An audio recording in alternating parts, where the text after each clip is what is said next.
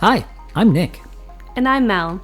I grew up playing outside. And I grew up doing something meaningful, watching movies and TV. I never had cable, and we finally bought a VCR about the same time DVD players hit the market. Throughout our marriage, Mel has sadly missed many of my pop culture references and movie quotes. So it's time to catch up on all the films I missed. Spring has sprung. Hey. Hey.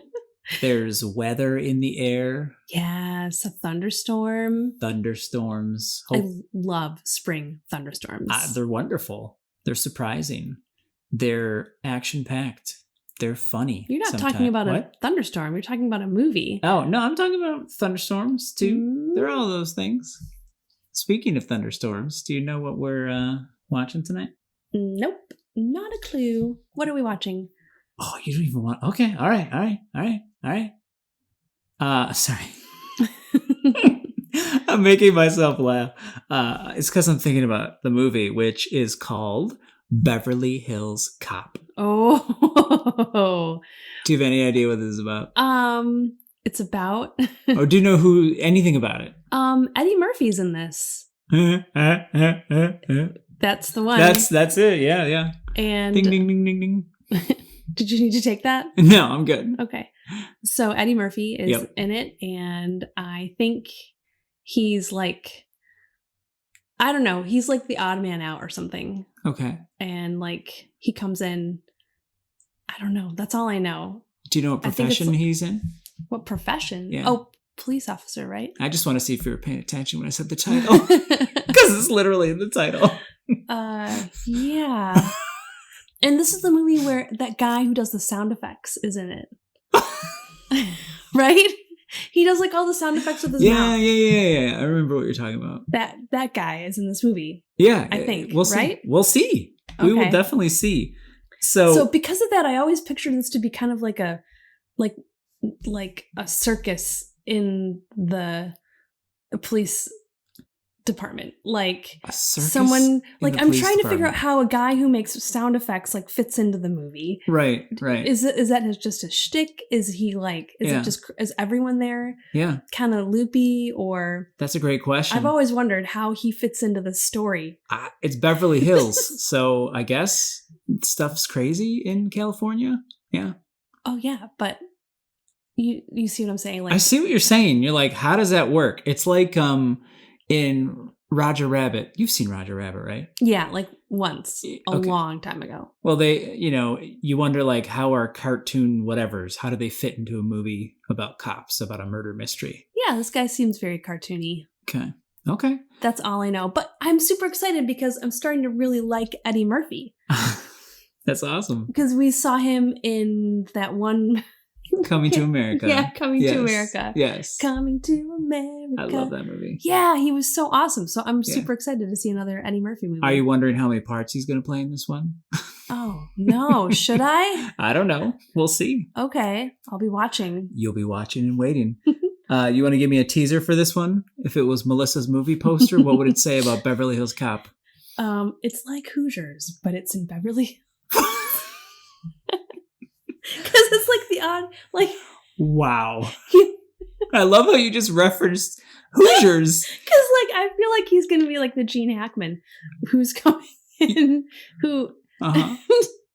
He's going to do it his own way. Okay. Even though it's not, like, the way of the police force. The police carnival force? Yeah. So there's a police carnival force, and then Eddie Murphy's going to come in like Gene Hackman and just do his own thing. Is that what I'm hearing? Yes, that's what I think is going to happen. Okay, so what was the tagline again you said? It's like Hoosiers, but with Eddie Murphy. Got it. And in Beverly Hills. And totally also different. I literally could not have said that better myself. Let's go check it out. Okay, let's do it.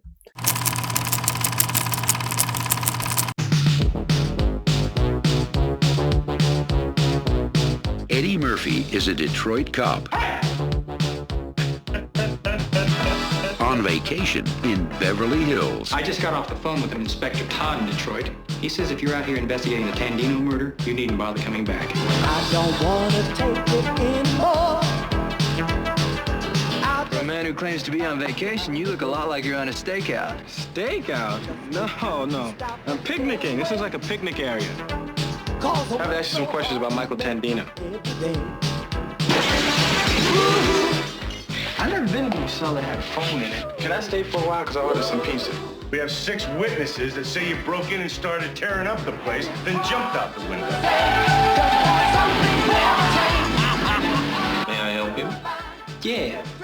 I'm looking for Victor Maitland. I've nothing to say to you.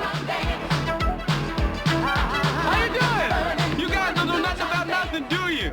You just got your badges and your guns and you're on the job, right? Make sure we get the right drinks, because if I drink club soda, I'll throw up. You know, this is the cleanest and nicest police car I've ever been in my life. This thing's nicer than my apartment. Retrospect, you are the pride of your department in Detroit. It seems painfully obvious you haven't the slightest idea who you're dealing with. I don't know what y'all think I am. Give me some kind of food. Hurry up, quicker! Crawl back to your little stone in Detroit before you get squashed.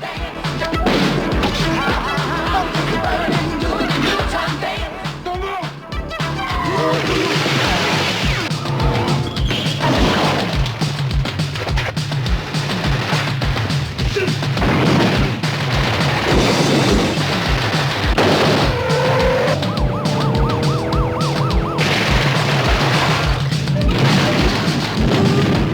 Cover me.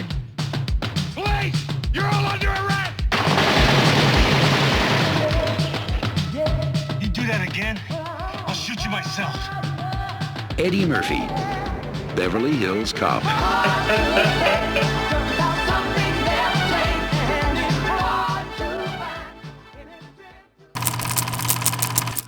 California, the Hoosier State.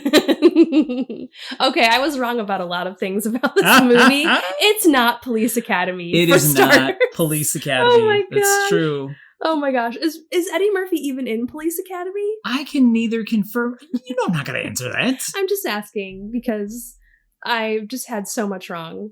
Yeah. But that was an awesome movie. I loved it. I am loving how much you're loving Eddie Murphy movies. Oh, I think he's the best discovery that's happened for me in this film journey we've taken. Wow. Actor-wise. I was going to say, actor, because I was going to say, Cocoon, became your favorite movie of all time. Totally. So, yeah. But anyway, this was a great movie. It was very fun. It's such a great movie. Yeah. Yeah. You want to give us a summary? Do I? Yeah. Okay, quick summary. Eddie Murphy is a cop in Detroit. I love that they filmed in Detroit. It looked like they filmed in Detroit. It sure did. Looked great. At least some footage, yeah. Mm-hmm. Yeah. He's a cop in Detroit, and a friend comes to visit him. Kind of from his seedy past days. You kind of get the sense that he's not like a goody two-shoe cop, but he's the kind of cop that did some stuff in his day too. Anyway, his friend comes to visit, and after a night on the town, they come home, and in the hallway there's some men there, and they kill his friend in front of him. Well, he's unconscious, but yeah. They knock him out first. They kill him, and then... I mean, it was in front of him. He was just unconscious. But thank you. Anyway. Yeah. Mm-hmm. Would you like to take over? I can't. I don't want to lead anyone astray. I don't want them to think and picture things in their mind. And I just can't help my movie nerdness. So you know this. So please keep going. So then, of course, Eddie Murphy's like, I need to solve this. This is my friend. And the police chief is like, you're way too close to it. It's not your thing to do. And so classic police chief, by the way. I know. Yeah, classic exactly. Police chief. He really was. He was just barking at him and shouting at him and told him to go home, which is like the classic mistake. They never listen. Here. No, they don't. They don't go home and just sit quietly in their room. That's why they're super cops. So he drives his beat up car across the country to Beverly Hills, which is where he thinks that's where his friend was living. That's where he thinks the people are from that killed him. That car was amazing. It was. Yeah. Oh, that was a great car. I'd love to drive that car. So I bet you would. I'd prefer a little less rust on it, I think. But yeah. So out in Beverly Hills, he looks up a friend that it was a mutual friend with his friend Mikey who had been killed. She works in an art studio. I don't remember what the connection was. Mikey was a security. The friend was a security agent, which he's a criminal who got out of prison, and he was joking about the fact that he got a job as a security agent. Yeah. At the warehouse where the art came in from around the world. Okay. And then their mutual friend is a woman, and she works for the art dealer. She does, yeah. And so he goes to see her, and he starts kind of poking around with her boss and asking some questions. And the boss is instantly sus. He just... In general, in movies, you see an actor and you're like, that's a bad guy. I know. But I feel like in the 80s, it was even like, it was next level. It was like shoulder pads and like, Don Johnson type coats. Like it was over the top. That's my point. You could have just his face, the art dealer bad guy's face, next to another man's face, just looking at their heads. And you could be able to pinpoint if it's an 80s movie. Yeah. That's the bad guy. Unless, of course, it was his number one henchman who looked even more evil than he did. He did. Yeah. It was like there's a high functioning evil guy who could maybe, if you're, I don't know, altered, you could not suspect him being a bad guy. And then there's like the guy who, like, no matter what, you just know he's evil. Yeah. Yeah. He's like mafia looking evil. Yep. Bad dudes. So Eddie Murphy's trying to figure this out. He gets thrown out. On his first visit, he doesn't pull any punches. Like, he has a way of... He literally gets thrown out through a glass wall. Right. Because he has a way of, like, asking questions and, like, kind of being super polite and smiling, but also, I know what's going on and I'm not giving up sort of thing. So he gets thrown out of this glass window, and then the cops come and get him. Yeah. And... that's when he kind of starts his relationship with the Beverly Hills Cops as well. Yes, because the cops pick him up. Yeah. He's in jail. And he's in the car and he's like, this is the cleanest police car I've ever been in. And he's in the police cell and he's like, I've never been in a police cell that has a phone. Yes. Can I hang out longer? I just ordered pizza. Yeah. Yeah. I love it. Oh, and the control center in the Beverly Hills, police station is just crazy. Yeah, the contrast between the Detroit one and the Beverly Hills one, just everything about it. The amount of technology that was in it. I think it still has more technology in it in the 80s. This was from 84 than places nowadays have. Like in, 2022, 23. It was just ridiculous. And it was so clean. Everything was clean in Beverly Hills. So clean. Oh, there's a scene where Eddie Murphy's just walking along the sidewalk, like just laughing at how people are dressed. Oh, yeah. In LA. Like, it's just wonderful. Do you remember what I pointed out to you about that scene? There was one guy who was dressed like a character that Eddie Murphy played. He was dressed in like full leather outfit, black and red. Yeah. And he like laughs at it. And then later he does a famous like stand-up show called Eddie Murphy Raw. And he's pretty much wearing that outfit. Oh. So it's just kind of a funny... It's not even an homage. No. Maybe when he did Raw, he was doing an homage to Beverly Hills Cop. I don't know. Yeah. So, what'd you think of all the fashion that you saw in this movie? I love 80s fashion. Yeah. I do. Like, it makes me happy. It's so outrageous. It's fun to look at. It's fun to imagine people actually wearing things that look so outlandish and not wearable. Yeah. It's like sometimes people are wearing like artwork, that doesn't even look comfortable. But also some of the other 80s stuff, like that's the outlandish, like establishing scenes of Beverly Hills sort of thing. But then the actual like everyday fashion, I want. Like some aspects of it, I'm like, that would be really nice right now. Like, man, I wish I could find something like that. Was there anything about the 80s-ness in this in particular? Because it was Beverly Hills, so Beverly Hills in general is a little out there with stuff. Did anything surprise you that you saw in the movie? Actually, one thing totally didn't. Was the opposite of surprise. Oh, it was the art gallery. And they showed like some of the art there, and it was just like, oh, crazy, over the top, like kind of art for art's sake. I don't know. I feel like having gone to Chicago so much and seen some of the modern art installations in there, I hope you detected the tone I used when I said that. I'm detecting your tone for sure. This is $50,000 for these mannequin arms and legs that were glued together and then nailed, like stuff like that. I feel like I'm kind of desensitized to it, just having seen those. The best part about the art studio was the assistant. Oh, who Serge. Yes. Serge. We were watching and you were like, do you know who that is? And I could not place him. Yeah. And I don't know, you gave me a clue. I did. What was the clue? I don't remember. I'm sorry. I think I started humming the theme song for Perfect Strangers. I think you did. It was either that or like, don't you think he should live with his cousin in New York or something? Yeah. And I was like, oh my gosh, it's Balki Bartokomous. Balki Bartokomous.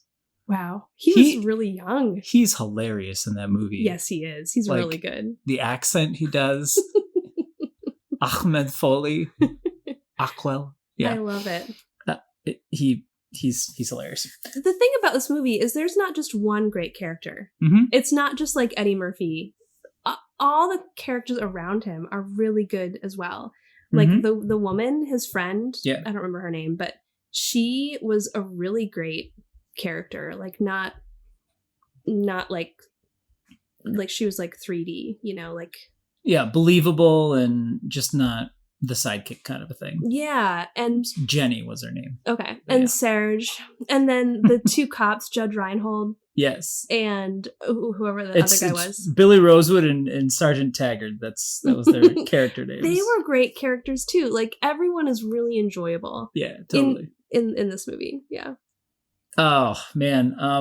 And then Ronnie Cox was in this. He was the lieutenant who was in charge of the other guys. What did you think about seeing him in another movie?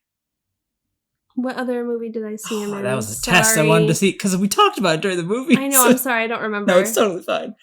He was in Total Recall. Oh, yeah. He was the big bad guy in Total Recall. I liked him more in this movie. Well, he was way over the top in Total Recall. Yeah. But he did a really great job in this movie. Mm-hmm. Yeah, sorry, I forgot about that. Oops. He was like the contrasting, like, lieutenant who's kind of rough, but also like has a heart of gold, and he listens to his men. At least eventually. Tries to work the system. Yeah, everyone they were great characters, and the music. Mm-hmm. I remembered when we were watching it when the first do when this movie came out, my friend Lisa Gillespie, she got the sheet music to play that song on piano. And that was all she played for a long time. Yeah. Nice. I was like, what is this song? Why is this so like cool to you? It sounded fine on the piano, but the actual song with all the digital the synthesizers 80s stuff is so great. And I love it. The opening to this movie, the car chase, we've talked about car chases before, right? And I think the last time in Short Circuit, I knew there was a car chase with a moving truck. So that's why I was kind of razzing you about Short Circuit having boring car chases with a food truck, which is about the same size. This was a really good car chase. Oh, this is amazing. It was great. The music is wonderful. Is wonderful. The stunts were really cool because of the way he was just barely hanging onto the chains and like coming out the back of the truck. Yeah, how much of that was real, by the way? I wonder. Like, was that really Eddie Murphy like flying behind this truck? I'm sure some of it was him and some of it wasn't. But as usual, movie magic and all that. But all the cigarettes that they dumped all over the streets, and that was pretty crazy. Yeah, it's a really great opening to a film. Especially all the establishing shots of Detroit too. They were so like real. It just really made you feel like that time capsule feeling again. Totally. Like it doesn't look like that anymore. But those were the people that were there at the time. Yeah, it was really neat.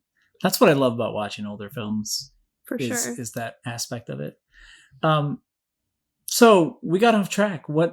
He went to the art gallery. I think that's where we left off with your summary. And surprise, surprise, the art gallery owner, he's smuggling drugs. Oh, yeah. Uh-huh. And Yeah, because the loophole of customs, like he gets art from all over the world, and then he gets the drugs and all that. As Eddie Murphy is like investigating, there's 2 cops that are assigned to him to kind of trail him and like keep him out of trouble, and that's Judge Reinhold and the other guy. Yeah. And they develop a relationship, a friendship, sort of. Kind of. And Judge Reinhold actually really starts to like Eddie Murphy because he kind of sees like, wow, this guy really knows what he's doing. At one point, Eddie Murphy like tricks them into coming with him to an, I don't know, irreputable establishment. Yes, that'll work. And they get robbed while they're there, and Eddie Murphy's the only one who like shuts it down. So Judge Reinhold sees that and he's like, oh, this guy's a good cop. Like he's good at what he does. Totally. Yeah. They have a lot of cool little things, because he kind of comes off as like the buffoon, like playful cop, but right. He's kind of like Clouseau, the Pink Panther, where it's like you just think he's a buffoon and there's not going to be anything to him, and then all of a sudden you're noticing he's doing these pretty cool things. So meanwhile, all the other cops are kind of buffoons as well. Totally. They're they're not. Yeah, totally doing a good job. Yeah, he's slick. So, I'm assuming you're pretty happy you saw this one. You seem pretty happy. This was great. This was a great film. Yeah. Yeah. What was your favorite part of the film? There's so many to choose from. Serge, of course. I really liked how his relationship with Jenny didn't become like a thing. Oh, like it wasn't romantic. Yeah, it was just kept as like good friends. Like that was cool. That's kind of different. And I loved how I loved how much he loved his hotel room. And as a cop, he was like, I'm going to steal the robes. I'm going to steal some slippers. Do you want me to steal some for you? Yeah. And gosh, what else? There's so much to like. Go ahead. The banana and the tailpipe scene. The banana and the tailpipe is classic. Yeah, I've seen it referenced so many times, so I knew what was going to happen. Yeah. I'm sure Simpsons did it. I think I saw it there. And Simpsons probably other did places. They did everything. Yeah, I liked all those things. What about you? Upon this watching, was there a favorite part? I think the one that made me oddly like it struck me as really funny is it was the scene where the 2 Beverly Hills cops are like, when they're doing they're attacking, but they're going to the bad guy's house, to rescue, I think it was Jenny who got kidnapped by the bad guys. Yeah. And they're going to rescue her, and there's this wall, and there's like this middle-aged dude and then the younger guy, and they put the younger guy on his shoulders, and just watching them like fumble at that wall, like, that one just struck me as funny this time. Yeah. And then Judge Reinhold had some great stuff too. Like he did when they were assaulting, he's just like this light. He's like a golden retriever, like a happy-go-lucky, like, ready for anything and just wants to do a good job. Yeah. But yeah, like the scenes where he's telling the bad guys, to stop, and they're just shooting like crazy, all these Uzis. Uzis were all the rage in the 80s, in 80s action movies. They were just all over the place. That's true. Yeah. You just like walk and you trip over an Uzi. That was probably the one that struck me as funnier. Now that I'm older, when I was younger, all the fun stuff of just action was neat. I liked Judge Reinhold's relationship with Eddie Murphy, how they became like buddies. And then in the end, it was Judge Reinhold at one point that saved Eddie Murphy. Like Eddie Murphy was caught by the bad guys. He was in the warehouse. The big bad dude walked away, and the understanding was like, it's time for him to die. I'm going to go over here while my men do it. But Judge Reinhold was outside, and he came in. Yep. Because he saw the bad guy leaving. Yeah. And he shot at the guys who were just about to shoot Eddie Murphy. So he's like, he really, had his back. He knew his stuff too. Totally. Yeah. How do you rate this one compared to the other ones we've seen? This is just a good movie. Yeah. Like it's polished. The writing was good. The acting was good. The music, the the car chase scenes. The car chase scenes were good. It was done very well. So totally, this is like way up there. So you think it holds up well? I think I do. Yeah. Awesome. What was the worst part from the movie for you that you just didn't really dig? Was there one? I guess that's a better question. The pacing's really good. Mm-hmm. Worst part. I wanted more Serge. That's true.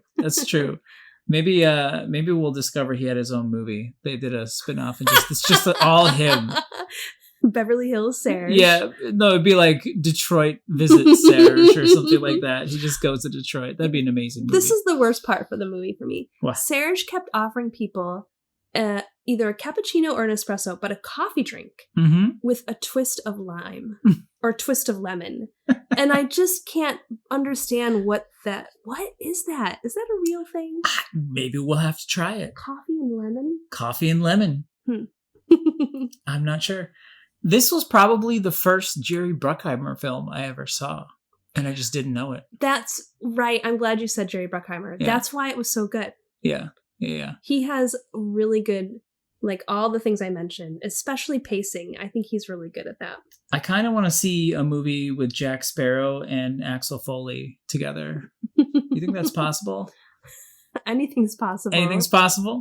He'll get in a DeLorean, and then it'll go back in time. Jack Sparrow, as in the pirate? Yeah. Yes. Why do you want to see those two together? That's a Jerry Bruckheimer film. He produced all the Pirates of the Caribbean films. I haven't seen any of the Pirates. You haven't seen the Pirates of the Caribbean films? No, I haven't. Oh, we're going to have to start a whole nother... I've been on the Disney ride. Oh, my goodness. That counts, right? You've seen an animatronic Johnny Depp. Yes, yeah. That somewhat counts. Maybe I saw the first one. Yeah, I think I saw the first one. Did you? Okay. All right. We'll see. There's the octopus face guy. Isn't that? No. Okay. Then I haven't seen any of the Pirates. No, I mean, it's not in the first one, is what I'm laughing about. Oh. It's not in the first one. Oh, okay. Oh, man. Wow, you always continue to surprise and delight me. Wow. What if any messages do you think were in this film? Don't judge a book by its cover. Oh, I was literally gonna say that. Totally just stole my. Okay. Yes, all right. Yes. All right. I got there. I literally was like, I gotta be thinking of my answer, and I'm gonna say, don't judge a book, and then you said, don't judge a. Okay. No, go ahead. Isn't that self-explanatory? Yeah, that is. It is. Man. Yes. I agree with you. I think that was the message of the film. Wow. But on different levels, like Beverly Hills was a book in this movie. Axel Foley's a book in this movie. Totally. Like, and the Beverly Hills Cops. Yeah. Too. Yeah, exactly. Yeah. Mm-hmm. Totally. If you had to be in a movie like this, right, where you're a cop and you get transplanted to another city, that would kind of be like out of place for you. What city would it be? Okay, the first one that popped into my head is Portland, because it's so weird. and I that would be funny. Okay. That would be fun, like a funny thing about someone like trying to figure Portland out. Okay. Yeah. Or I would say something like international, like Paris or well, because you want to go to Paris, I'm sure. Well, that wouldn't hurt either. Okay. I think mine would probably be like Berlin or something like that. Oh, wow. I just tried to picture the least funny city on the planet. And, just because of all the jokes about German humor, that's why that popped in my head. I've never been to Germany. Could be unfair stereotypes about how their comedy works, but I just feel like you talk a lot more than maybe someone in Berlin would want to talk. Probably. I'd be like, how's it going? How's your shirt? How's your shoes? What do you think of this place over here? What's going on? And they're like, no. That's enough. 9. I'm sure everyone there is lovely. Oh, absolutely. We should go and just see. We probably should. And hopefully not break up a drug ring. Just have a vacation. Well, man, this was the first of I think it was 7 #1 films for Eddie Murphy. Whoa. This one kicked it off. Whoa. Were the next 6 Beverly Hills Cop? No. No. I didn't say Beverly Hills Cops. Eddie Murphy movies. Oh, he did more. He did movies. More. Yeah, you've seen 2 now. So Coming to America and Beverly Hills Cop. Those are the ones you've seen. Okay.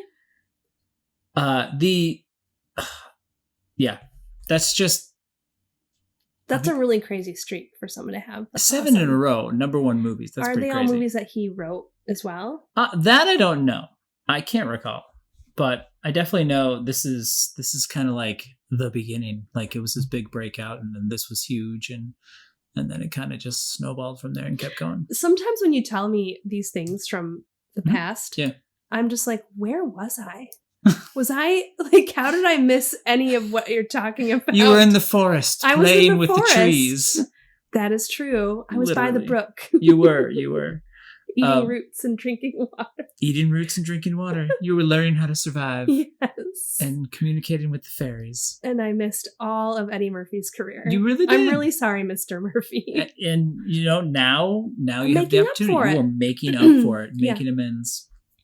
Anything else you want to ask about this movie or mention? Was there anything that you had forgotten about that was like delightful or funny or? I just really enjoy watching movies when I'm different ages. Mm-hmm. Like being in my 40s and watching this movie is just a different experience than being in my teens, or probably saw it in my teens. Well, how was it different? I mean, the middle-aged guys, I just have so much more empathy for, and so much funnier thinking about myself, because I'm actually like in that, I'm like that now. So I'm just trying to imagine doing some of the things they did, which is why it was more funny to me this time, I think. That's great. And of course, like there's all the things of, you know, I've lived long enough to know how difficult like things are, like to create something that has that tight, that connected, the music hitting it, and all the shots going in the way they did, and the compositions and stuff. I appreciate it when I'm younger too, but you don't think about it as much. I kind of like, I absorb that more on viewings now. Cool. But anyway. Well, this was a great choice. So much fun and so much energy in this movie. It was great. Is this going to be a summer of Eddie Murphy? Is that why you were telling me the next 6 movies? I don't know.